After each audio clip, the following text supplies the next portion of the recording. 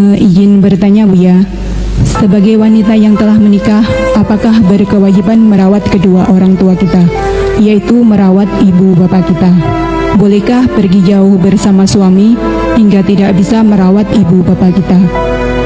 Yang menginginkan pergi jauh adalah si wanita, bukan suaminya. Syukron kasiron. Wassalamualaikum warahmatullahi wabarakatuh. Waalaikumsalam warahmatullahi wabarakatuh. Jika ada orang tua yang fakir dan memerlukan, ini sekaligus kita sambungkan dengan tadi bab zakat. Wajib memberi nafkah anak laki-laki. Jika ada seorang bapak atau ibu fakir, maka yang wajib beri nafkah adalah anak laki-lakinya, bukan anak perempuan. Sehingga dalam pembagian waris pun lihat laki-laki mendapatkan yang banyak karena tanggung jawabnya besar. Kalau orang tuanya jadi fakir, dia menanggung. Kalau adik perempuannya fakir, menjadi dia menanggung kakaknya. Anak laki-laki menanggung saudari perempuannya.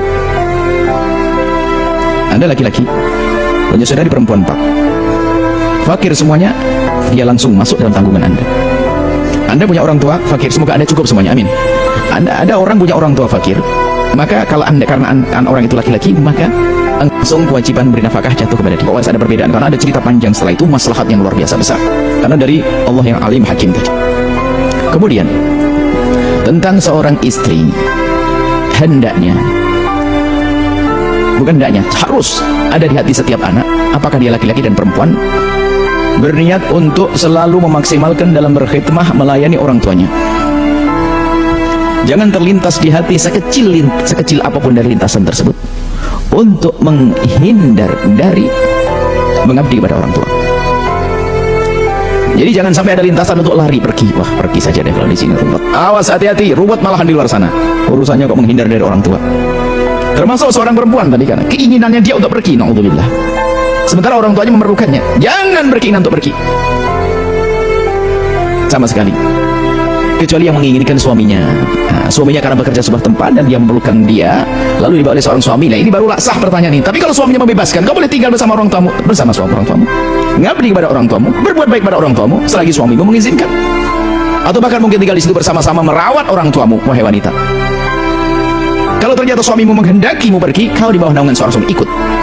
Lalu bagaimana kisah orang tuaku? Saya seorang perempuan, diajak oleh suamiku pergi, harus meninggalkan kampung halamanku, sementara orang tuaku memerlukan bantuan dariku. Musyawarahlah kepada suamimu. Yang harus kau dahulukan memang suamimu, karena suamimu orang bener. Yang repot kan ngambil di suami dari asal tempat, nggak pakai mikir, hanya kecantol di Facebook, nggak tahu siapa dia.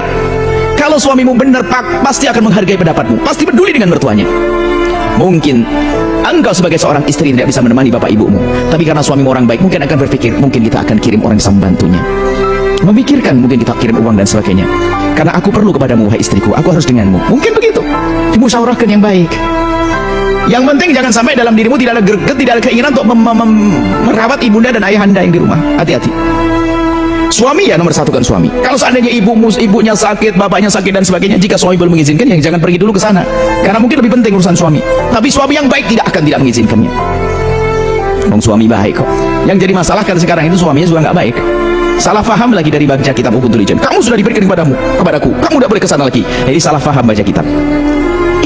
Suami yang baik adalah suami yang akan memberikan kesempatan kepada istri untuk mengabdi seluas-luasnya kepada ibundanya, karena dia ngerti kalau istrinya seorang pengabdi yang baik kepada ibunda dan bapak ayahandanya, berarti dia istri yang salehah.